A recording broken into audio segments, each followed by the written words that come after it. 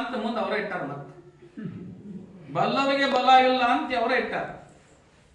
ಯಾಕಂದ್ರೆ ಅಂತ ಚಿತಪಜ್ಞಾವಸಿರ್ತಕ್ಕಂಥ ಏನಪ್ಪಾ ಜನರ ಕಣ್ಣಲ್ಲಿ ಏನಪ್ಪಾ ಅಂದ್ರೆ ಹುಚ್ಚನಂತೆ ಕಂಡರು ಅಚ್ಯುತನಾಗಿರುತ್ತಾನೆ ಅಂತ ಶರಣರು ಬದ್ದ.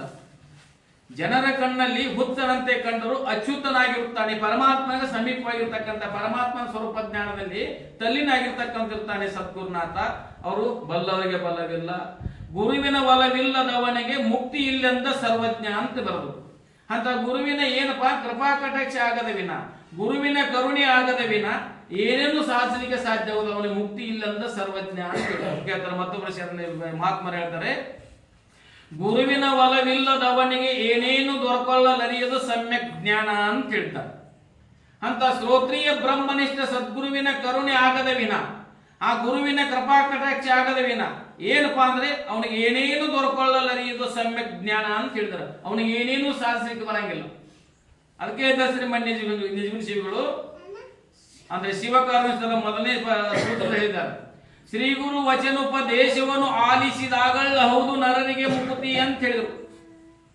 ಅಂತ ಶ್ರೋತ್ರಿಯ ಬ್ರಹ್ಮನಿಷ್ಠ ಸದ್ಗುರುವಿನ ವಾಣಿಯನ್ನು ನಾವು ಕೇಳಿದ್ದಾರೆ, ಒಮ್ಮೆ ಕೇಳಿದ್ರೆ ಸಾಕು ಏನಾಗ್ತದ, ಆಗಲ್ಲ ಹೌದು ಮುಕ್ತಿ ಅಂತ ಹೇಳಿ ತಕ್ಷಣದಲ್ಲಿ ಆಗ್ತದೆ. ನಮ್ಮ ನಿಮ್ಗೆಲ್ಲ ಸಂಶಯ ಬರ್ಬೋದು, ನಾವು 70, 60, 40 ವರ್ಷಗಳ ಪರ್ಯಂತ ನಾವು ಕೇಳ್ಕೊತ ಬಂದಿವಿ, ನಮಗೆ ಯಾಕೆ ಆಗಿಲ್ಲ ಅಂತ ಅನಬಹುದು. ಬರ್ತೈತಿಲ್ರಿ? ಶ್ರೀ ಗುರು ವಚನೋಪದೇಶವನ್ನು ಆಲಿಸಿದಾಗ ಹೌದು ನರರಿಗೆ ಮುಕ್ತಿ ಅಂತ ಹೇಳು. ಅಂತ ಸದ್ಗುರುವಿನ ವಾಣಿ ಕೇಳೋ ತಡ ಇಲ್ಲ, ವಾಣಿ ಕೇಳ್ತಪ್ಪ ತಂದಿದ್ದಾರೆ ಮುಕ್ತಿ ಆಗ್ತದ ಅಂತ ಹೇಳ್ರು. ಆದ್ರೆ ನಾವು 40 ವರ್ಷ ಕೇಳ್ತಿದ್ದೆ, ನಮಗೆ ಯಾಕೆ ಆಗಿಲ್ಲ ಅಂತಂದಾದ್ರೆ ಅವ ಅಂತ ನೋಡು ಚಕ್ಷು ನಮಗೆ ಇನ್ನೂ ಬಂದಿಲ್ಲ, ತೊಗಲಿನ ಚಕ್ಷು ಕಾಣಲಾರಂತ ಸದ್ಗುರು ಮಾತಿದ್ದಾನೆ, ಜ್ಞಾನ ಚಕ್ಷುವೇ ಕಾಣ್ತಕ್ಕಂತ ಆಗುತ್ತಾನೆ. ಎಂತ ಶಿಷ್ಯನಿಗೆ ಆಗ್ತದ, ಎಂತ ಅಧಿಕಾರಿ ಆಗ್ತದ ಕೇಳಿದ ಕೂಡ ತಕ್ಷಣದಲ್ಲಿ ಹೆಂಗ ಆಗ್ತದಪ್ಪ ಅಂತಂದಾದ್ರೆ ಶ್ರೋತ್ರಿಯ ಬ್ರಹ್ಮನಿಷ್ಠ ಗುರುವಿಗೆ ನಾವು ನೀವೆಲ್ಲ ಶರಣಾಗತನಾಗುವ ಮುಂಚಿತವಾಗಿ ನಾವೆಲ್ಲ ಒಂದು ಅರ್ಹತಾ ಬೇಕಾಗ್ತದೆ. ಹೆಂಗಪ್ಪ SLC ಎಕ್ಸಾಮ್ ಕೊಂಡ್ಬೇಕಾದ್ರೆ SLC ಪರೀಕ್ಷೆದೊಳಗೆ ಅಭ್ಯಾಸ ಮಾಡಿರ್ಬೇಕಿಲ್ರಿ, 7ನೇ ಹುಟ್ಟನ ಓದ್ಕಸಿಂದ SLC ಎಕ್ಸಾಮ್ ಬರೀತಾನೆ. ಗುರುವಿಗೆ ಮೊದಲು ಶರಣಾಗತ ಆಗುವಂತ ಮುಂಚಿತ ನಾವೆಲ್ಲ ತಯಾರಿ ಬೇಕಾಗ್ತದೆ. ಏನು ತಯಾರಿ ಆಗಬೇಕಪ್ಪ ಅಂದ್ರೆ ಮಲ ವಿಕ್ಷೇಪ ದೋಷಗಳನ್ನು ಕಳ್ಕೊಂಡಿರಬೇಕು, ಆವರಣ ದೋಷ ಉಳಿದಿರಬೇಕು, ಸಾಧನ ಸಂಪನ್ನಾಗಿರಬೇಕು. ಇಟ್ಟು ತಯಾರಿ ಬೇಕು. ಮಲ ವಿಕ್ಷೇಪ ದೋಷ ಕಳ್ಕೊಂಡಿರಬೇಕು. ಮಲದೋಷ ಅಂದ್ರೆ ಹೊರದಿರ್ತಕ್ಕಂಥ ಪಾಪ ಕರ್ಮಾದಿಗಳನ್ನು ಕಳ್ಕೊಂಡಿರಬೇಕು. ವಿಕ್ಷೇಪ ದೋಷ ಅಂದ್ರೆ ಮನಸ್ಸಿನ ಚಂಚಲತ್ವವನ್ನು ನಿಗ್ರಹ ಮಾಡ್ಕೊಂಡಿರಬೇಕು. ಆವರಣ ದೋಷ ಒಂದು ಉಳಿದಿರಬೇಕು. ಆವರಣ ದೋಷ ಹೆಂಗಪ್ಪ ಅಂದ್ರೆ ನೈವೇದ್ಯ ತಗೊಂಡ್ಬರ್ತೀವಿ, ನೈವೇದ್ಯ ಮೇಲೆ ಏನು ಅರಿವಿ ಮುಚ್ಚಿರ್ತೀವಿ, ಇಲ್ಲಿ ಬಂದ ಮಠದಾಗ ಬಂದ ನಂತರ ಏನ್ ತೆಗೆದು ಮ್ಯಾಲಿಂದ ಅರಿವಟ್ಟ ತೆಗೆದೈತಿ. ಇಟ್ಟೆಲ್ಲ ತಯಾರಿಯಾಗಿ ಬಂದ ನಂತರ ಎಲ್ಲ ನಾವು ಅಕ್ಕಿ ಗೋಧಿ ಬ್ಯಾಳಿ ತಂದು ನಿವೇದ್ಯ ಮಾಡ್ತೇವೆ ಅಂದ್ರಿ, ಅದ್ ನಿವೇದ್ಯ ಮಾಡಬೇಕಾದ್ರೆ ತಯಾರು ಮಾಡ್ಕೋಬೇಕಾಗ್ತದ. ಮತ್ತೆ ನೈವೇದ್ಯ ಎಲ್ಲ ತಯಾರಿಯಾಗಿ ಮ್ಯಾಲೆ ಮುಚ್ಚಳಿಕೆ ಮಾಡ್ಕೊಂಡು ಮುಚ್ಚಳಿಕೆ ತೆಗೆಯೋದು ಅಟ್ಟ ತಡ ಹೆಂಗೆ ನೈವೇದ್ಯ ತೋರ್ಸಕ್ ಬರ್ತದೆಯೋ ಅದರಂತೆ ನಾವು ನೀವೆಲ್ಲರೂ ಮಲ ವಿಕ್ಷೇಪ ದೋಷ ಕಳ್ಕೊಂಡಿರಬೇಕು, ಆವರಣ ದೋಷ ಉಳಿದಿರಬೇಕು. ಅಂದ್ರೆ ವಿಕ್ಷೇಪ ಕಳ್ಕೊಂಡಿರ್ಬೇಕು, ಆವರಣ ಉಳಿದಿರಬೇಕು, ಸಾಧನ ಚತು ಸಂಪನ್ನಾಗಿರಬೇಕು. ಸಾಧನ ಚತು ಸಂಪನ್ನಾಗಿರ್ಬೇಕು. ಅವಾಗ ಗುರುವಿಗೆ ಶರಣಾಗತ ಹೆಂಗ ಆಗಬೇಕು ಅಂದ ಕೂಡಲೇ ಗುರುಗಳು ಕೂತಾರ, ಹೋಗಿ ನಮಸ್ಕಾರ ಮಾಡ್ರಿ, ನಮ್ ದೀಕ್ಷಾ ಕೊಡ್ರಿ ಅಂತ ಆಗ್ತಿದೆ ಅಂದ್ರೆ ಅದಕ್ಕೊಂದು ನೇಮ್ ಹಾಕ್ಯಾರ ಅವರು.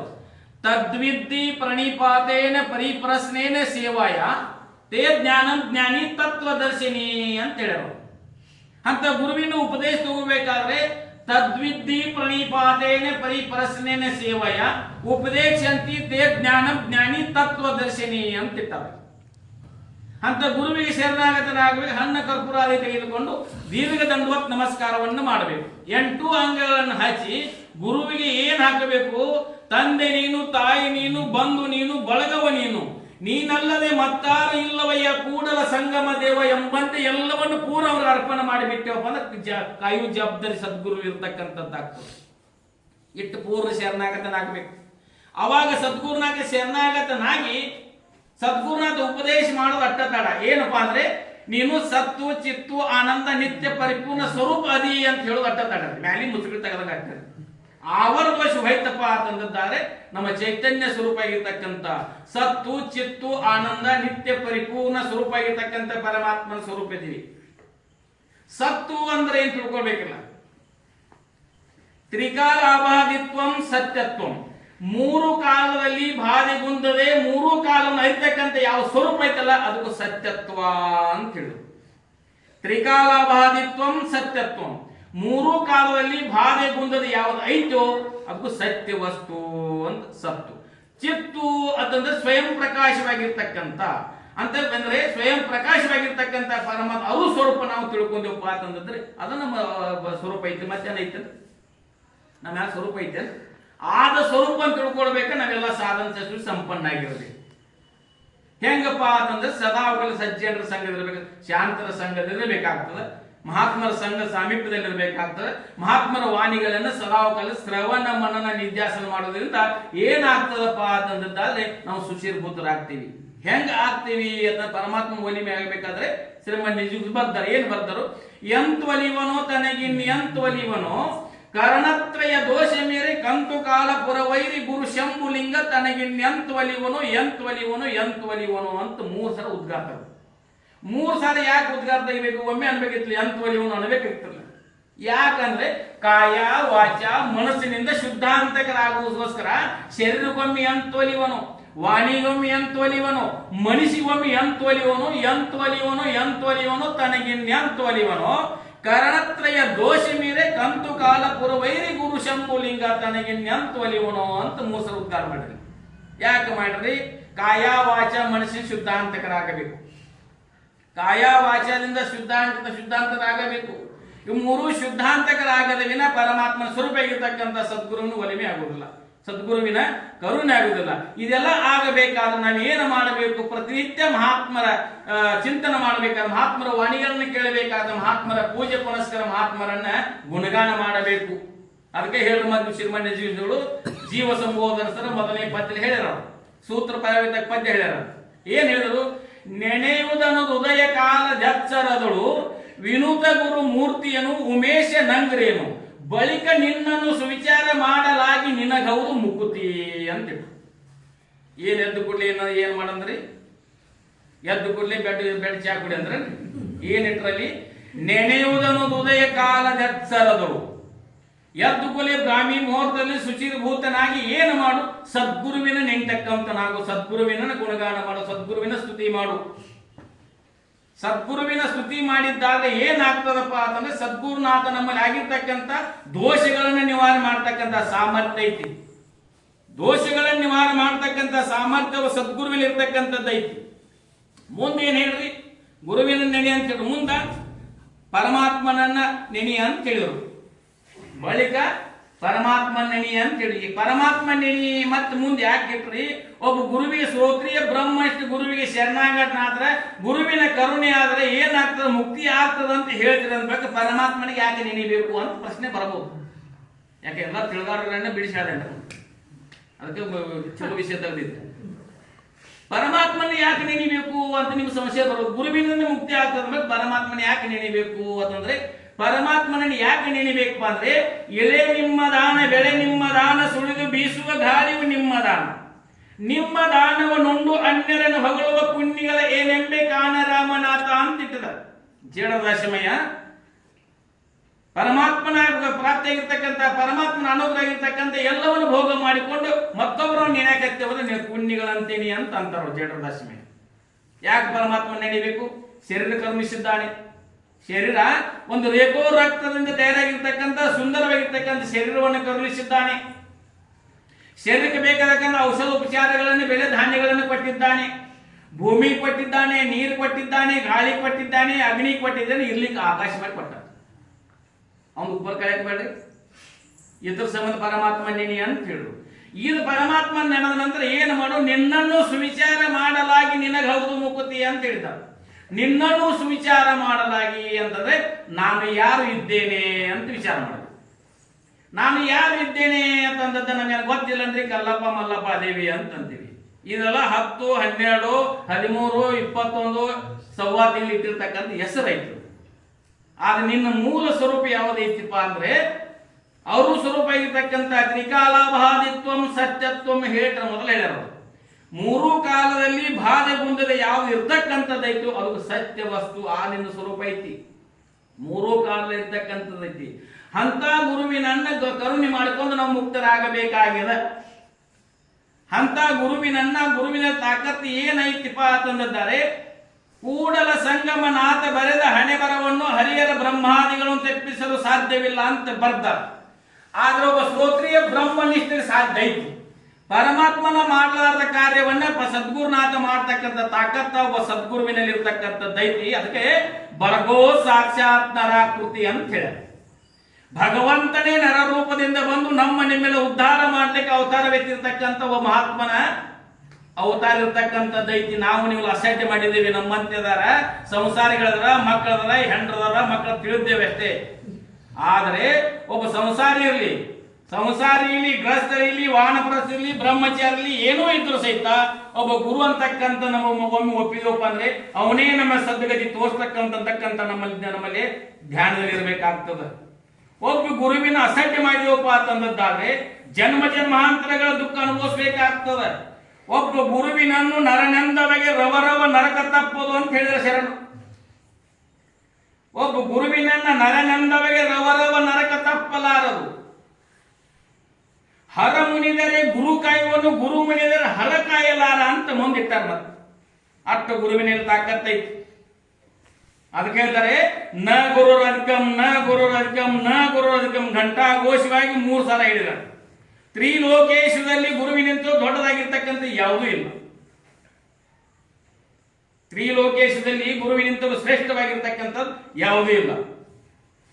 ಹೆಂಗಪ್ಪ ಅಂತಂದದ್ದಾದ್ರೆ ಪರಮಾತ್ಮನ ಆಗಲಾರ ಕಾರ್ಯವನ್ನು ಸದ್ಗುರುನಾಥ ಹೆಂಗ ಮಾಡ್ತಾನಪ್ಪ ಅಂತಂದರೆ 14 ಲೋಕ ಸಂಚಾರ ಮಾಡ್ತಕ್ಕಂಥ ನಾರದ ಮನಸ್ಸು ಏನಾಗಿತ್ತು ಹಂಗೆ ಯಾವುದೋ ಯದ್ವಾದವಾದ ಆಕೇಶಿಂದ ಪರಮಾತ್ಮ ಶಾಪ ಕೊಟ್ಟಿದ್ದ. ಪರಮಾತ್ಮ ಶಾಪ ಕೊಟ್ಟ, ಇನ್ನು 84 ಯೋನಿ ತಿರುಗಿ ಬರುವ ಅಂತ ಹೇಳಿ ಜನ್ಮಾಂತರ ತಿರುಗಿ ಬರುವ ಶಾಪ ಕೊಟ್ಟ. ಅವನು ನೇರವಾಗಿ ಎಲ್ಲಿ ಬಂದ ಅಂದ್ರೆ ಸಂಚಾರ ಮಾಡ್ತಾ ಮಾಡ್ತಾ ಮಾಡ್ತಾ ಯೋಗ್ಯವಾಗಿರ್ತಕ್ಕಂಥ ಶ್ರೋತ್ರಿಯ ಬ್ರಹ್ಮನಿಷ್ಠಾಗಿರ್ತಕ್ಕಂಥ ಸನತ್ ಕುಮಾರ್ ಅಂತಕ್ಕಂಥ ಗುರುವಿಗೆ ಶರಣಾಗತನ ಬಂದ ಶರಣಾಗತನಾಗಿ 14 ಲೋಕ ಸಂಚಾರ ಮಾಡ್ತಕ್ಕಂಥ ನಾರದ ಮಹರ್ಷಿ ಬಂದ ಶರಣಾಗತನಾದ. ಏನ್ ನನಗೆ ಆಪತ್ತು ಬಂದದ ಅಂತ ಕೇಳಿದ. ಗುರು ಕೇಳಿದ, ಯಾರು ಸನತ್ ಕುಮಾರ್ ಕೇಳಿದ. ಪರಮಾತ್ಮನಿಗೆ ಶಾಪ ಕೊಟ್ಟಿದ್ದಾನೆ. 14 ಅಂದ್ರೆ 84 ಜೀವರಾಶಿ ತಿರುಗಿ ಬರುವಂತೇಳಿ ಕೊಟ್ಟಾನ. ಅದನ್ನ ನನ್ನ ಮುಕ್ತನನ್ನಾಗಿ ಮಾಡು ಅಂತೇಳಿ ಸನತ್ ಕುಮಾರ್ ಗುರುವಿಗೆ ಶರಣಾಗತನಾದ. ಅದೇ ದೊಡ್ಡ ಮಾತು ಅಂದಾಗ ಸದ್ಗುರುನಾಥ ತಾಕತ್ತೈತಿ ನೋಡ್ರ ಗುರುವಿನಲ್ಲಿ. ಅದೇ ದೊಡ್ಡ ಮಾತು ಅಂದ, ನಡಿ ನನ್ನ ಸಂಗಾಟ ಅಂದ. ಸಮುದ್ರ ದಂಡಿಗೆ ಹೋದ್ರಿ, ಉಸುಕ ಮ್ಯಾಲೆ ಇರ್ತೀರಿ, ಉಸುಕ ಮ್ಯಾಲೆ ಅಂದ್ರಿ 84 ಲಕ್ಷ ಜೀವ ರಾಶಿಗಳು ಅಂತ ಬರೆದು ಬಿಟ್ರು. ಉಸುಕ ಮೇಲೆ ಬರೆದು ಬಿಟ್ರು. ಬಟ್ಟೆ ಬರೆಗಳನ್ನು ಬಿಚ್ಚಂದ. ಬಿಚ್ಚ ಅಂತ ಈ ದಂಡಿಂದ ಆ ದಂಡಿ ಉಳ್ಳಾರ ಹೋಗು, ಆ ದಂಡಿಂದ ಈ ದಂಡಿ ಉರುಳಿ ಬಾ, ನಿನ್ನ 84 ಜೀವರಾಶಿ ಬೈಕ್ ಹೋಗತ್ತಂದ. ಇಟ್ಟು ತಾಕತ್ತೇನು ಗುರುವಿನಲ್ಲಿ. ಅದಕ್ಕೆ ಹರ ಮುನಿದರೆ ಗುರು ಕಾಯುವನು, ಗುರು ಮುನಿದರೆ ಹರ ಕಾಯಲಾರ. ಪರಮಾತ್ಮ ಶಾಪ ಕೊಟ್ಟರೆ ಸದ್ಗುರುನಾಥ ತಾರಣ ಮಾಡ್ತಕ್ಕಂಥ ಸಾಮರ್ಥ್ಯ ಸದ್ಗುರುವಿಗೆ ಅಟ್ಟ ಐತಿ. ಅದಕ್ಕೆ ಗುರುವಿನನ್ನು ನರನೆಂದವಗೆ ರವರವ ನರಕ ತಪ್ಪದು ಅಂತ ಹೇಳ್ಯಾರ. ಶ್ರೀಮನ್ ಯಶು ಬರೆದ್ರೆ ಏನಪ್ಪಾ ಅಂತಂದಿದ್ದಾರೆ, ಶ್ರೀ ಗುರು ವಚನದಿಂದ ಅಧಿಕ ಸುದೇ ಉಂಟೆ ಅಂತ ಮೊದಲೇ ಕೇಳ್ಯಾರ. ಪ್ರಸ್ತುತವಾಗಿರ್ತಕ್ಕಂಥ ವಿಷಯ ಅದೈತಿ. ಅಂತ ಸದ್ಗುರು ವಾಣಿಗಿಂತಲೂ ಶ್ರೇಷ್ಠವಾಗಿರ್ತಕ್ಕಂಥ ಅಮೃತ ಯಾವ್ದು ಐತೇನು ಅಂತಂದ್ರೆ ತ್ರಿಲೋಕೇಶದಲ್ಲಿ ಅಮೃತ ಇಲ್ಲ. ಒಬ್ಬ ಪರಮಾತ್ಮನ ಸ್ವರೂಪದಾಗ ಸದ್ಗುರುನಾಥನಾಗಲಿ ಪರಮಾತ್ಮನ ಒಮ್ಮೆ ನಂಬಿದೀವಪ್ಪ ಅಂತಂದಾದ್ರೆ ಯಾವತ್ತೂ ನಮ್ಮನ್ನ ಕೈ ಬಿಡಂಗಿಲ್ಲ. ಹೆಂಗ ಕೈ ಬಿಡಂಗಿಲ್ಲ? ಸಣ್ಣ ಮಕ್ಕಳದ ಜಾತ್ರೆಯಾಗ ಹೋಯ್ತೀವಿ, ದೊಡ್ಡ ಜಾತ್ರೆಯಾಗ ಹೋಯ್ತೀವಿ. ಜಾತ್ರೆಯಾಗ ಹುಡುಗರು ನಮ್ಮ ಕೈ ಹಿಡಿತಾನ, ಕುಸ್ಕೊಳ್ ಕೈ ನಾವ್ ಹಿಡ್ತೀವಿ. ಜಾತ್ರೆಯಾಗ ಹೋಗ್ತೇವೆ, ಸಣ್ಣ ಸಣ್ಣ ಹುಡುಗರು ಇರ್ತಾವ, ಅವ್ರ ಕೈ ನಾವ್ ಹಿಡ್ತೇವ್, ನಮ್ ಕೈ ಅವ್ರು ಹಿಡಿತಾರ್ರಿ. ನಾವ್ ಹಿಡ್ತೀವಿ. ಯಾಕ? ನಮ್ಮನ್ನ ನಂಬಿರ್ತಾವ. ಎಲ್ಲಿ ಕಳೆದಾವಂತ ನಾವು ಹೆಚ್ಚು ಹಿಡ್ತೀವಿ. ಅದ ದೊಡ್ಡವ್ರಾದ ನಂತರ ಕೈ ಬಿಟ್ಟು ಹೋಗ್ತೀವಿಲ್ರಿ. ಹಂಗ ಪರಮಾತ್ಮನ ಸ್ವರೂಪ ಇರ್ತಕ್ಕಂಥ ಸದ್ಗುರುನಾಥ ನಮ್ಮ ಒಮ್ಮೆ ನಂಬಿದ್ವಿ ಅಂದ್ರೆ ನಮ್ಮ ದಂಡಿ ಮುಟ್ಟಿಸ್ತಾಕ, ಅಂದ್ರೆ ದಡ ಮುಟ್ಟಿಸ್ತಾಕ ಪರಮಾತ್ಮ ಸ್ವರೂಪ ಸದ್ಗುರುನ ನಮ್ಮ ಕೈ ಯಾವತ್ತೂ ಬಿಡಾಗಿಲ್ಲ. ದೃಢವಾಗಿರ್ತಕ್ಕಂಥ ನಂಬಿಕೆ ಬೇಕಾಗ್ತದೆ, ದೃಢವಾಗಿರ್ತಕ್ಕಂಥ ವಿಶ್ವಾಸ ಬೇಕಾಗ್ತದೆ. ಒಬ್ಬ ಗುರುವಿನಲ್ಲಿ ಏನು ತಾಕತ್ ಐತಿಪ್ಪ ಅಂದ್ರೆ ಒಬ್ಬ ಸದ್ಗುರುನಾಥನ ಭೂಮಿ ತಾಯಿ ಹಾಗೆ ನೋಡ್ತಾರೆ. ಯಾವಾಗ ಪಾದ ಪರಿಶಾದತ್ತು ಅಂತೇಳಿ ಜಲದೇವತೆ ಯಾವಾಗ ಗುರುವಿನ ಪಾದ ಪರಿಶಾದತ್ತು ಅಂತೇಳಿ ಯಾವಾಗ ಹಾಗೆ ನೋಡ್ತಾಳ. ವಾಯುದೂತ ಸಹಿತ ಪರಮಾತ್ಮ ಸ್ವರೂಪ ಸದ್ಗುರುವಿನ ಯಾವಾಗ ಪರಿಶಾದತ್ತು ಅವ ಹಾಗೆ ನೋಡ್ತಾನ. ಅಗ್ನಿ ದೇವತೆ ಸಹಿತ ಸದ್ಗುರುವಿನ ಪಾದ ಸ್ಪರ್ಶವನ್ನು ಹಾಗೆ ನೋಡ್ತಾನ. ಜಲದೇವತೆ ಸಹಿತ ಏನು ಮಾಡ್ತಾಳಪ್ಪ ಅಂತಂದಿದ್ದಾರೆ, ಅಂತ ಸದ್ಗುರುವಿನ ಪಾದ ಸ್ಪರ್ಶಿ ಯಾವಾಗ ಆದದ್ದು ಯಾವಾಗ ಧನ್ಯನಾದೇನೆ ಅಂತಕ್ಕಂಥ ಹಾದಿ ನೋಡ್ತಕ್ಕಂಥ ಅವು ದೇವಾದಿ ದೇವತೆ ನೋಡ್ತಾರೆ. ನಾವು ನೀವು ಮಾನವರಾಗಿರ್ತಕ್ಕಂಥವ್ರೇನ್ರಿ ಗುರುವಿನ ಪಾದದಲ್ಲಿ ಹೊರದಾಡ ಸಹಿತ ನಮ್ಮ ಪಾಪ ನಶಿಸಿ ಹೋಗ್ತದೆ. ಆದ್ರೆ ಹೊರದಾಡತಕ್ಕ ನಾವು ಅಭಿಮಾನ ಪಡಿಸಂಗಿಲ್ಲ. ಗುರುವಿಗೆ ಏನ್ ಆಗೈತಪ್ಪ ಈಗಿನ ಒಳಗ ಮೊಳಕಾಲ ಚಿತ್ತಿ ಊರಿ ನಮಸ್ಕಾರ ಮಾಡೋದು ಮಾನಸಲವತ್ತಾಗಿತ್ತು. ಮೊಳಕಾಲ ಚಿತ್ತಿ ಊರಿ ನಮಸ್ಕಾರ ಮಾಡೋದು ಮಾನಸಲವತ್ತಾಗಿತ್ತು. ಅಂದ್ ಗುರುವಿನ ಒಲಿಮೆ ಆಗಲಿ ಅಂದ್ರೆ ಹಂಗಾಗ್ತೈತೆ ಅಂದ್ರೆ ಸತ್ಯನ ಗಜರಿಕೆ ಇಟ್ರು. ಗುರುವಿನ ಒಲಿಮೆ ಆಗ ಸತ್ಯನ ಗಜರಿಕೆ ಇಟ್ರು. ಗುರುವಿನ ಒಲಿಮೆ ಆಗಬೇಕಾದ್ರೆ ಏನು ಮಾಡಬೇಕಾಗಿದೆ? ಏಕನಾಥ್ ಮಹಾರಾಜನ ಗತಿ ಕೇಳಿದರೆ ಏಕನಾಥ್ ಮಹಾರಾಜ್ ಏನು ಮಾಡ್ತಾರ? ಸದಾವ ಕಾಲದಲ್ಲಿ ಜ್ಞಾನೇಶ್ವರ ಪಠಣ ಮಾಡ್ತಿದ್ದ. ಮಹಾರಾಷ್ಟ್ರದೊಳಗೆ ಸಂತರೊಳಗೆ ಜ್ಞಾನೇಶ್ವರ ಆಗಿಲ್ಲ, ನಮ್ಮ ಕರ್ನಾಟಕದೊಳಗೆ ಭಗವದ್ಗೀತೆ ಆಗಿರ್ತಾರೆ. ಭಗವದ್ಗೀತೆ ಅನುವಾದ ಐತಿ ಮಧ್ಯಾಹ್ನ. ಜ್ಞಾನೇಶ್ವರ ಡೈಲಿ ಪ್ರತಿನಿತ್ಯ ಪಠಣ ಮಾಡ್ತಿದ್ದ. ಪ್ರತಿ ಹಳ್ಳಿಗಳಿಗೆ ಕೀರ್ತನ ಮಾಡ್ಕೊಂತ ಸಂಚಾರ ಮಾಡ್ತಿದ್ದ. ಮತ್ತು ಮನೆಗೆ ಸಾಯಂಕಾಲ ಬರ್ತಿದ್ದ. ಮಗ ಏನ್ ಮಾಡಿ ವೀರಭಾವು ಪಂಡಿತ ಅಂತಕ್ಕಂಥ ಮಗ ಇದ್ದ.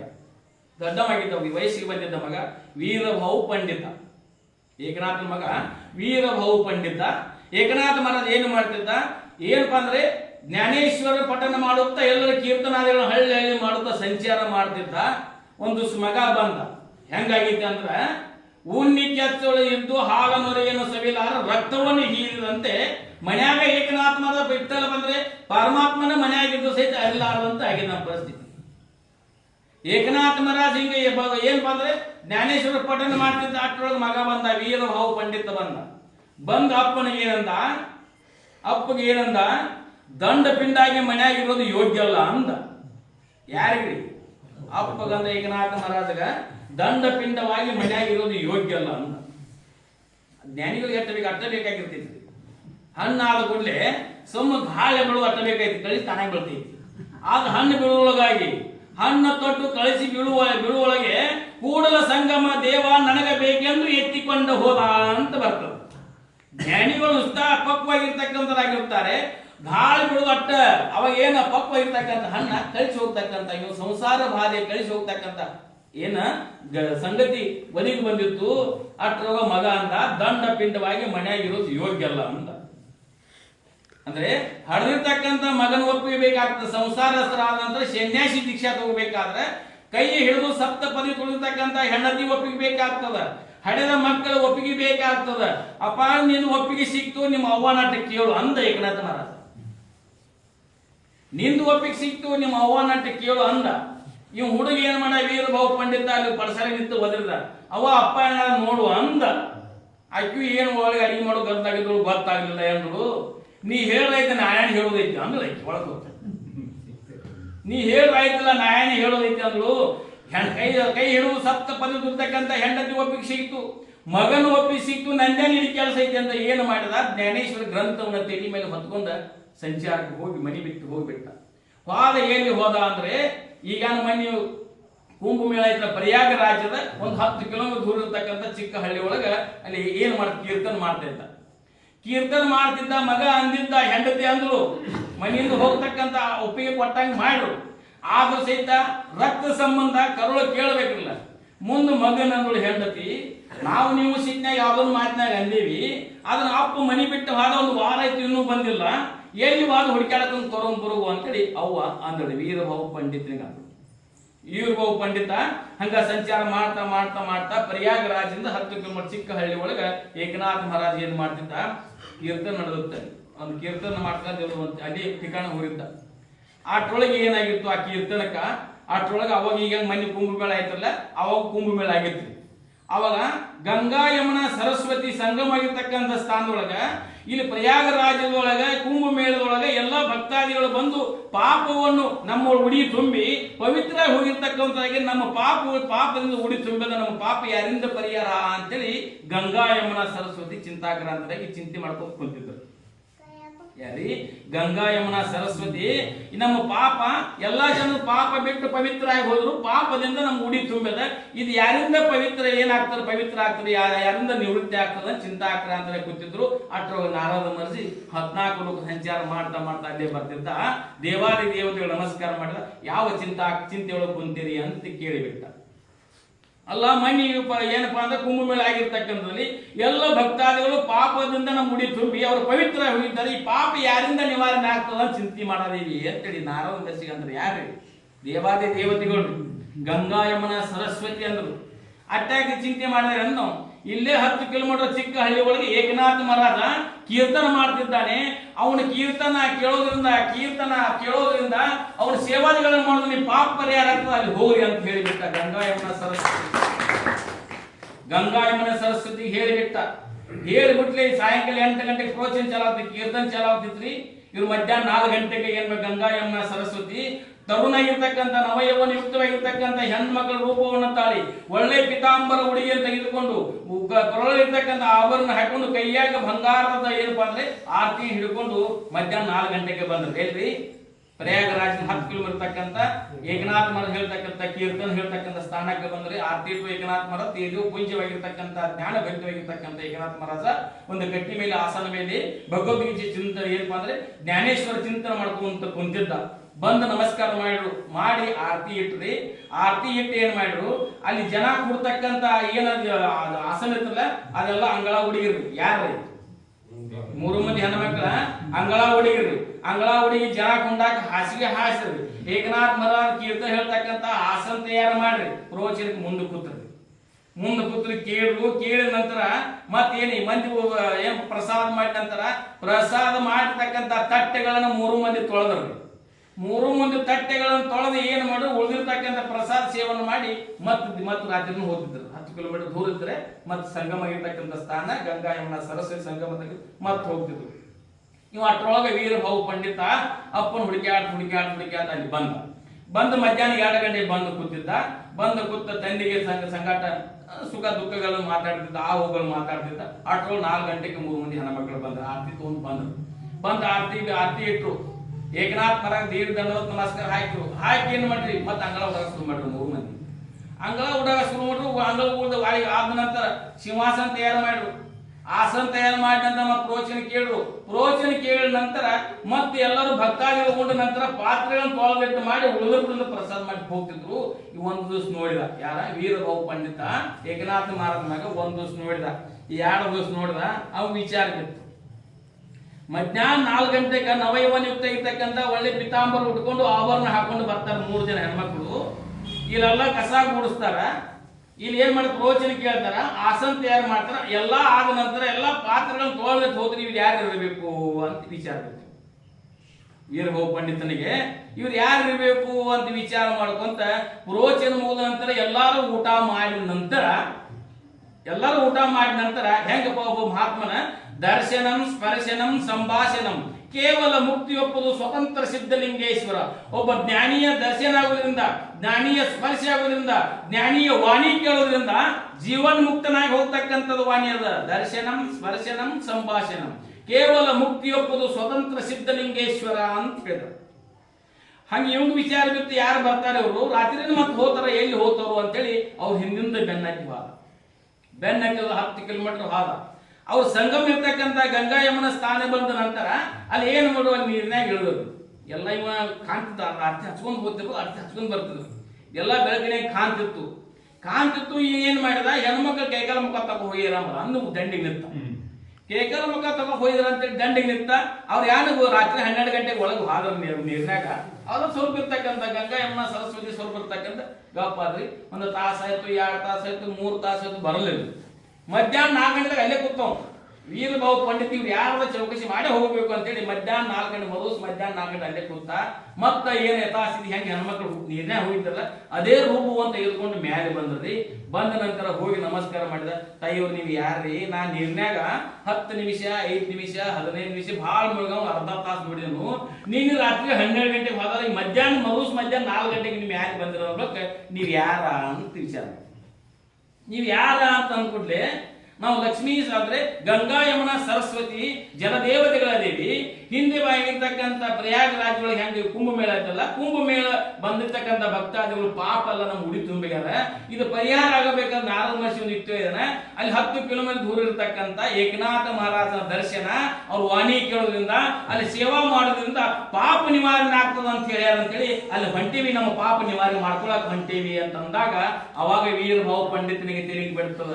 ಅದ ಉಣ್ಣಿ ಕೆತ್ತೊಳಗಿದ್ದು ನೊರೆ ಹಾಲು ಸವಿಲಾದ ರಕ್ತವನ್ನು ಹೀರಿದಂತೆ ಮನೆಯೊಳಗ ಒಳಗೆ ಪರಮಾತ್ಮ ಸ್ವರೂಪ ಇರ್ತಕ್ಕಂಥ ನಮ್ಮ ತಂದೆ ಇದ್ದ, ಅವನಿಂದ ಏನು ಪಡ್ಕೊಳ್ಬೇಕು, ಲಾಭವನ್ನು ಪಡ್ಕೊಳ್ಳೋದ ವ್ಯರ್ಥವಾಗಿ ಅವನ ಮನೆಯಿಂದ ಹಾಕಿನಲ್ಲ ಅಂತೇಳಿ ದೇವಾದಿ ದೇವತೆಗಳು ಗುರುವಿನನ್ನ ಹಾದಿ ನೋಡ್ತಾರೆ. ಅವಾಗ ಸ್ಪರ್ಶ ಆದತ್ತು, ಯಾವಾಗ ಅವ್ರ ವಾಣಿ ಕೇಳಿನಿ, ಅವ್ರು ಯಾವಾಗ ನಮಗೆ ಏನ್ ಉಪದೇಶ ಮಾಡ್ಯಾರ ಅಂತಕ್ಕಂಥ ಅವರ ದರ್ಶನಂ ಸ್ಪರ್ಶನಂ ಸಂಭಾಷಣಂ, ಕೇವಲ ಮುಕ್ತಿ ಒಪ್ಪುದು ಸ್ವತಂತ್ರ ಸಿದ್ಧಲಿಂಗೇಶ್ವರ ಅಂತಕ್ಕಂಥ ಅಂದ್ರೆ ಸುತ್ತಿ ವಾಕ್ಯವಾಗಿರ್ತಕ್ಕಂಥದ್ದು. ಅಂತ ದೇವಾದಿ ದೇವತೆಗಳು ಮಹಾತ್ಮರ ಯಾವಾಗ ಸ್ಪರ್ಶ ಆಗುತ್ತೆ, ಯಾವಾಗ ಅವ್ರ ಧೂಳು ನಮ್ಮ ಮೈ ಹತ್ತಿತ್ತು ಅಂತಕ್ಕಂಥ ಅವರು ಹಾದಿ ನೋಡ್ತಾರೆ. ಅನ್ಬೇಕು ನಾವು ನೀವೆಲ್ಲ ಪಾಮರಾಗಿರ್ತಕ್ಕಂಥವ್ರು ಅವರು ಗುರುವಿನಲ್ಲಿ ಪಾದ ಮೇಲೆ ಉಳ್ಳಾಡ ಸಹಿತ ಪಾಪ ಆಗುತ್ತೆ. ಗುರುವಿನಲ್ಲಿ ನಾವು ಅಸಡ್ಡೆ ಮಾಡಿದ್ದಾರೆ, ನಮಗೆ ಎಂತಾದ್ರೂ ಪಾಪ ಹರಣ ಆಗುತ್ತೆ? ಪಾಪ ಹರಣ ಆಗುದಿಲ್ಲ. ಮತ್ತಟ್ಟು ಏನ್ ಮಾಡ್ತೀವಿ ಗುರುವಿನನ್ನಪ್ಪ ಅಂತಂದಿದ್ದಾರೆ, ನಾವು ಅಸಡ್ಡೆ ಮಾಡ್ತಾ ಇದ್ದೀವಿ, ನಮ್ಮಂತಿದ್ದಾರ ಅಂತ. ಒಬ್ಬ ಮನುಷ್ಯ ನಮ್ಮಂಗ ಅದಾನ ಅಂತ, ಗುರು ನಮ್ಮಂತ ಅದಾನ ಅಂತ ತಿಳಿದ್ರೆ ರೌರವ್ ನರಕ. ನಾವ್ ಯಾರೇನಂತೀವ್ರಿ? ನಮಗೆ ಯಾವ್ದಾಗ್ಬಾರ್ದು ಬಹುಶಃ ಈ ಲೋಕದಾಗ ಇರಕಿಲ್ಲ ನಮ್ಗೆ ಬರ್ತಕ್ಕಂಥ ದುಃಖ. ರೌರವ್ ನರಕ ಅಂದ್ರೆ ಆಗ್ತದ. ನಾವ್ ಏನೇನು ಮಾಡಿದೆವು, ನಮಗೆ ಈ ಲೋಕದಾಗ ಆ ದುಃಖ ಇರಕ್ಕಿಲ್ಲ ರೀ. ಅದು ಮತ್ತೆ ಹೊಸ ತಯಾರು ಮಾಡ್ಬೇಕಾಗ್ತದೆ. ಆದ್ರೆ ಗುರುವಿನಿಂದ ಎಂದು ಸ್ತುತಿ ಮಾಡಿದ ಅದಕ್ಕೆ ನೆನೆಯುವುದನ್ನು ಹೃದಯ ಕಾಲದ ಅಕ್ಷರದಳು ವಿನೂತ ಗುರು ಮೂರ್ತಿಯನ್ನು ಉಮೇಶನಂಗರೇನು ಬಳಿಕ ನಿನ್ನನ್ನು ಸುವಿಚಾರ ಮಾಡಲಾಗಿ ನಿನಗ ಹೌದು ಮುಕ್ತಿ. ನಿನಗ ಅವಾಗ ತಕ್ಷಣದಲ್ಲಿ ಮುಕ್ತಿ ಆಗ್ತಕ್ಕಂಥದ್ದಾಗ್ತದ. ಅಂದ್ರೆ ಕಾಯ ವಾಚ ಮನಸ್ಸನ್ನ ತ್ರಿಕರಣ ಪೂರ್ವಕ ಶುದ್ಧಾಂತಕರಾಗಬೇಕು. ವಾಣಿ ಶುದ್ಧ ಆಗ್ಬೇಕು, ಮನಸ್ಸು ಶುದ್ಧ ಆಗ್ಬೇಕು, ಶರೀರ ಶುದ್ಧ ಆಗ್ಬೇಕು. ಶರೀರ ಶುದ್ಧ ಹೆಂಗ ಆಗ್ತದ? ನಮ್ಮೆಲ್ಲ ಶರೀರ ಶುದ್ಧ ಆಗಿದ್ವಿ, ಮೈಸೂರು ಸ್ಯಾಂಡಲ್ ಸೋಪ್ ಹಚ್ಚಿದೆವು, ನಿರ್ಮಾ ಹಚ್ಕೊಂಡೆವು, ಅದೇ ನಮ್ಮ ಶಾಂಪೂ ಬಂದವರು ಶಾಂಪೂ ಮೈ ತೊಳ್ಬೋದು. ಆ ಮ್ಯಾಲಿನ ಸ್ವಚ್ಛ ಆಯ್ತು, ಒಳಗಿಂದ ಯಾರು ತೊಳದ? ಹೊರಗಿಂದ ಯಾರು ತೊಳದು? ಮಂಡೆ ಮಾಸಿದೊಡೆ ಮಜ್ಜನಕ ಒಯ್ಯೋರು, ಬಟ್ಟೆ ಮಾಸಿದೊಡೆ ಏನಪ್ಪ ಅಂದ್ರೆ ಮಡಿವಾಳಿಗೆ ಇಕ್ಕುವರು, ಮನ ಮಾಸಿದೊಡೆ ಯಾರಿಗೆ ಕೊಡೋರು? ಎಲ್ಲಿ ಮನಸ್ಸು ಸ್ವಚ್ಛ ಆಗಬೇಕು ಅಂದ್ರೆ ಇಂಥ ಮಹಾತ್ಮರ ಸಂತರ ಶ್ರೀಗಳ ಜ್ಞಾನಿಗಳ ಅನುಭವಗಳ ಸಾನ್ನಿಧ್ಯಕ್ಕೆ ಬಂದ್ರೆ ಮನಸ್ಸು ಸ್ವಚ್ಛ ಆಗ್ತದೆ. ಈಗ ಸ್ವಚ್ಛ ಸಾನ್ನಿಧ್ಯಕ್ಕೆ ಬಂದ್ರೆ ಮನಸ್ಸು ಸ್ವಚ್ಛ ಆಗ್ತದೆ. ಬಟ್ಟೆ ಸ್ವಚ್ಛ ಮಾಡ್ಕೊಳ್ಳೋದು, ಶರೀರ ಸ್ವಚ್ಛ ಮಾಡ್ಕೊಳ್ಬಹುದು. ಆದರೆ ನಮ್ಮ ಮನಸ್ಸು ಸ್ವಚ್ಛ ಆಗಬೇಕಾದ್ರೆ ಸದ್ಗುರುವಿನ ಕರುಣೆ ಬೇಕಾಗ್ತದೆ, ಸದ್ಗುರುವಿನ ಪಾದ ಸ್ಪರ್ಶಿ ಬೇಕಾಗ್ತದೆ. ಶರೀರ ಶುದ್ಧ ಆಗಬೇಕಂದ್ರೆ ಏನು ಮಾಡಬೇಕು ಅಂದ್ರೆ ಗುರು ಭಜನೆ ಸುಕರ್ಮ ವೃತ್ತಿ ಹರಣ ಪೂಜೆ ಶರಣ ಸೇವೆ ಪರಮ ಸಾತ್ವಿಕಂಗಳೆಂಟು ನೆರೆದು ನಡೆಸುತ್ತನುವಿನಲ್ಲಿ ಗುರು ಭಜನಾದಿಗಳನ್ನು ಮಾಡಬೇಕು, ಗುರುವಿನ ಸೇವಾದಿಗಳನ್ನು ಮಾಡಬೇಕು, ಗುರುವಿನ ಗುಣಗಾನ ಮಾಡಬೇಕು. ಹೆಂಗಪ್ಪ ಅಂತಂದ್ರೆ ಆಪ್ತ ಅಂಗ ಸ್ಥಾನ ಸದ್ಭಾವ ಸೇವಾಚ ಸೃಷ್ಟಿಗಳನ್ನು ಮಾಡಿದ ವಿನ ಗುರುವಿನ ಒಲಿ ಮೇಲಲ್ಲ. ಆಪ್ತ ಅಂಗ ಸ್ಥಾನ ಸದ್ಭಾವ. ಆಪ್ತ ಅಂದ್ರೆ ನಮ್ಮ ಮನೆಗೆ ಬೀಗರು ಬೀಜರು ಬಂದ್ರ ಅವ್ರು ಹೆಂಗ ಆಧಾರಾದಿತ್ಯವಾಗಿ ನೋಡ್ತೀವಲ್ಲ, ಹಂಗ ಸದ್ಗುರುವಿನ ಸಹಿತ ಆಧಾರಾದಿತ್ಯವಾಗಿ ನೋಡಬೇಕು. ಅಂಗ ಸೇವಾ ನಮ್ಮ ಶರೀರದ ಮೇಲೆ ಎಷ್ಟು ಕಾಳಜಿ ಅದ, ನಮ್ಮ ಶರೀರದ ಮೇಲೆ ಎಷ್ಟು ಏನು ಕಾಳಜಿ ಇರ್ತಕ್ಕಂಥದ್ದು ಅಷ್ಟು ಗುರುವಿನ ಶರೀರದ ಮೇಲೆ ಸಹಿತ ಕಾಳಜಿ ಇರಬೇಕಾಗ್ತದೆ. ಅಂಗ ಸೇವಾ. ಸ್ಥಾನ ಸೇವಾ ಅಂದ್ರೆ ನಮ್ಮ ಮನೆ ಹೆಂಗ ಸ್ವಚ್ಛ ಇಟ್ಕೊಳ್ತೇವಲ್ಲ ಹಂಗ ಮಠ ಗುರು ಇರ್ತಕ್ಕಂಥ ಸ್ಥಾನವನ್ನ ಸ್ವಚ್ಛ ಇಟ್ಟದಾದ್ರು ಸ್ಥಾನ ಸೇವಾ ಆಗ್ತದೆ. ಸದ್ಭಾವ ಸೇವಾ ಅಂತಂದ್ರೆ ಗುರುವೇ ಪರಮಾತ್ಮ, ಪರಮಾತ್ಮನೇ ಗುರು ಇರ್ತಕ್ಕಂಥ ಭಾವ ನಮ್ಮಲ್ಲಿ ಬರ್ತಪ್ಪ ಅಂದ್ರೆ ಇವು ನಾಲ್ಕು ನಮ್ಮಲ್ಲಿ ಇದ್ದಪ್ಪ ಅಂದ್ರೆ ಏನಾಗ್ತದೆ? ಗುರುವಿನ ಒಲಿಮೆ ಆಗ್ತಕ್ಕಂಥದ್ದಾಗ್ತದೆ.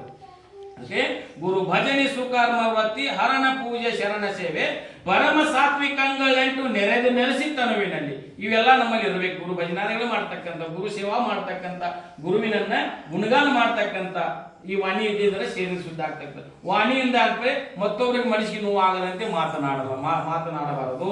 ಮತ್ತೊಬ್ಬರಿಗೆ ಕೆಟ್ಟದಾಗಿರ್ತಕ್ಕಂಥ ಮಾತನಾಡತಕ್ಕಂಥ ವಾಣಿ ದೋಷ. ಇದು ವಿನಯ ವನ್ಯ ಹಿತವ ತರ್ಕ ವನಪ ಶಬ್ದ ವಚಲಿತಾರ್ಥ ವನಗ ಮಂತ್ರವಾಗ ಮಂಗಳ ಹಿಡಿದು ವಚನದಲ್ಲಿ ಮತ್ತವರಿಗೆ ಸುಳ್ಳು ಮಾತಾಡೋದು, ಮತ್ತವರಿಗೆ ಮನಸ್ಸು ನೋವಾಗ್ತಕ್ಕಂಥ ವಾಣಿಗಳನ್ನು ಆಡೋದ್ರಿಂದ ವಾಣಿ ದೋಷ ಆಗ್ತದೆ. ಅದು ಅಕ್ಕಮದೆ ಬರ್ತಾರೆ. ನುಡಿದರೆ ಮುತ್ತಿನ ಹಾರದಂತಿರಬೇಕು, ನುಡಿದರೆ ಸ್ಫಟಿಕದ ಸಲಾಕಿ ಅಂತಿರಬೇಕು, ನುಡಿದರೆ ಮಾಣಿಕ್ಯದ ದೀಪ್ತಿ ಅಂತಿರಬೇಕು, ನುಡಿದರೆ ಲಿಂಗ ಮೆಚ್ಚಿ ಹೌದೌದೆನ್ನುತ್ತಿರಬೇಕು.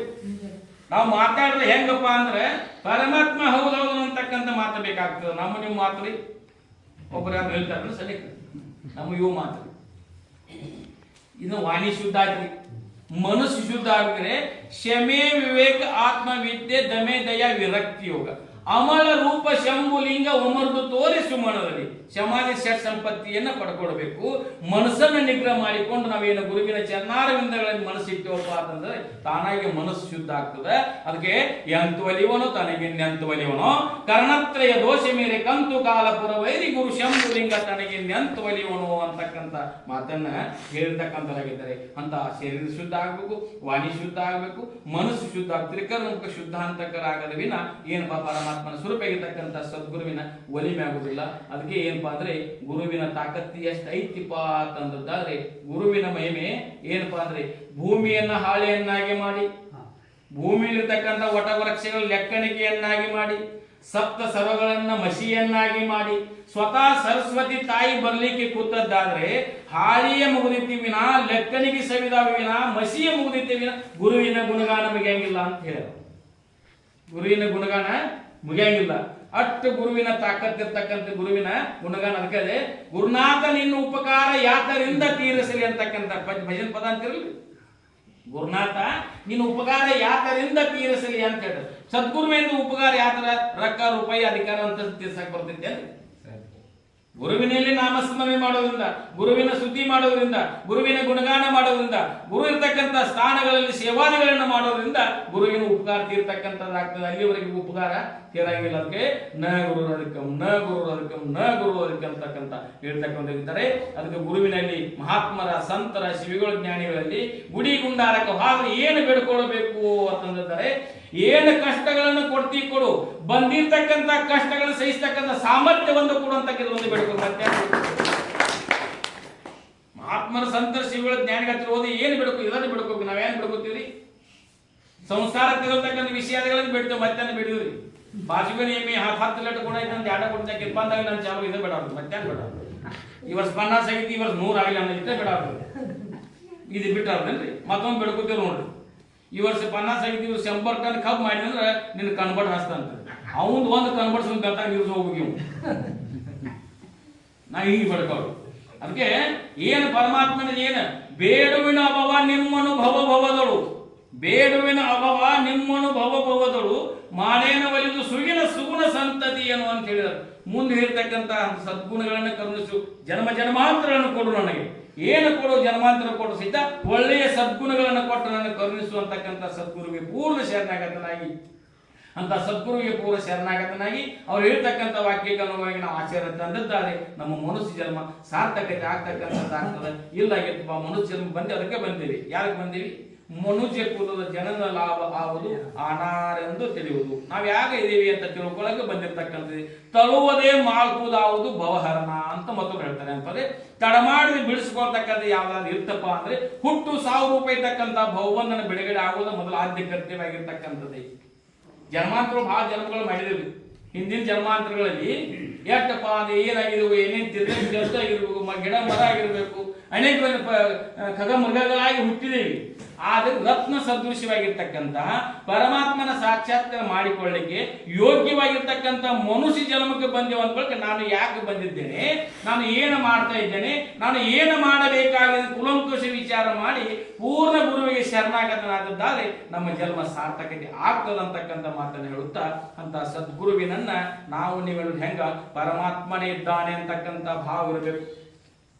ಸದ್ಗುರುನಾಥ ಪರಮಾತ್ಮನಿದ್ದಾನೆ ಅಂತಕ್ಕಂಥ ಭಾವ ಯಾವಾಗ ಬರ್ತದ ಅವಾಗ ನಮ್ಮ ಸುವಿಚಾರ ಬರ್ಲಿಕ್ಕೆ ಪ್ರಾರಂಭ ಆಗ್ತಕ್ಕಂಥವು. ಇವು ನಮ್ಮಂತೆ ಇದ್ದಾನೆ ಅಂತಂದದ್ದಾದ್ರೆ ಮತ್ತೆ ಅನಂತ ಜನ್ಮಗಳಲ್ಲಿ ನಾವು ತಿರ್ರಕ್ಕೆ ಜಂತುಗಳಾಗಿ ತಿರುಗಬೇಕಾಗ್ತದೆ. ಪಾಪಾನುಗುಣದಿಂದ ಗಿಡ ಮೃಗ ಪಶು ಪಕ್ಷಾದಿಗಳಾಗಿ ಪಾಪ ಮಾಡೋದ್ರಿಂದ ಅನೇಕ ತಿರ್ರಕ್ಕೆ ಜಂತುಗಳಾಗಿ ಹುಟ್ಟಬೇಕಾಗ್ತದೆ. ಇದು ಪಾಪ ಮಾಡಕ್ಕೆ ಬಂದಿಲ್ಲ, ಪುಣ್ಯ ಗಳಿಸ್ಲಿಕ್ಕೆ ಬಂದಿರತಕ್ಕಂಥದ್ದೈತಿ.